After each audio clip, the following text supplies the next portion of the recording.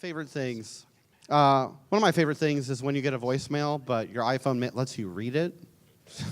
I don't want to hear you. No. I have a lot of favorite things. I have a lot of things I like. It's hard to think about what my favorite thing would be. I have a dog. His name is Watson. And I call him Watson because, like, I'm a genius, so I'm Sherlock and he's Watson, you know. I should have got, like, a hint from him at first because he started slowing down. And he's always been like a little boy, a little energetic boy, full of energy, and I watched him lose that. As I was working, bartending, as my days got longer and I couldn't do anything at home until one day I collapsed at work. And I hopped into an Uber to RMC, and they told me I had cancer. I tell you I'm battling cancer right now because I don't want to surprise you at the end. Partially, I'm telling you right now because I want you to feel like you get to know me. I want you to understand the main character. Mostly, I want you to understand. Another favorite thing is when you have a cancer is insurance. I definitely recommend that. I got one of those, and it's really opened doors for me as far as treatment goes. Another thing I would absolutely recommend is understanding the tone of a hospital. I'm going to give you a little hint.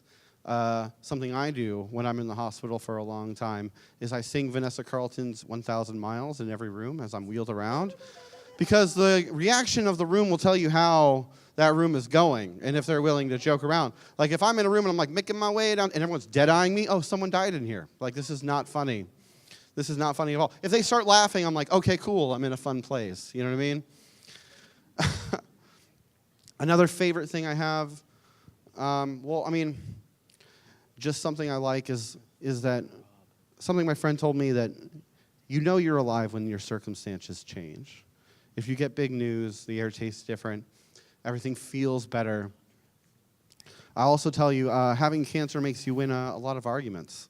And you could point the 55-inch 4K TV that's in my room right now because the powers that be let me get it. I'll tell you that another thing I like is how okay everyone is when I can't make it to something. I don't really have to have a lot of reasons. Everyone kind of knows what's going on. It's not my favorite thing. One of my favorite things is Rosie, and she is a baby dog that I got 2 days after I found out I had cancer. She was 8 weeks old when I got her, and I really was trying to pitch that I was getting her because I wanted Watson to have a friend, but I really wanted something that I knew I had to be there for a long time. And she has a lot of energy. She doesn't put up with my bad days, and that's kind of what I need. It doesn't matter if I'm having a rough day or not. If I wake up and she needs to poop, she's going outside or she's pooping on my bed. There's no compromise with a baby dog. I've watched her get bigger, bigger than Watson. And it's a beautiful thing to watch her grow and not know her size. It's a beautiful thing to take her to the dog park, which I did for the first time since I've been sick last Friday. And I woke up early. I put on shorts because I knew I'd be going into the water. And I was just fascinated to see on how she would react. And one of my favorite things is dogs and all the beautiful dogs you can see at Lake Baldwin. All the beautiful people who are there from every walk of life that have no judgment. We just want to see something we love play. My favorite thing has red hair. And she was the one that shares these dogs for me now. She's the one that helped me put a TV on a credit card that I didn't need. She's the one that works 60 hours a week so I can do chemo full time. The people that are in your life are the people that change you. And you never know. You never know you're alive until that change happens.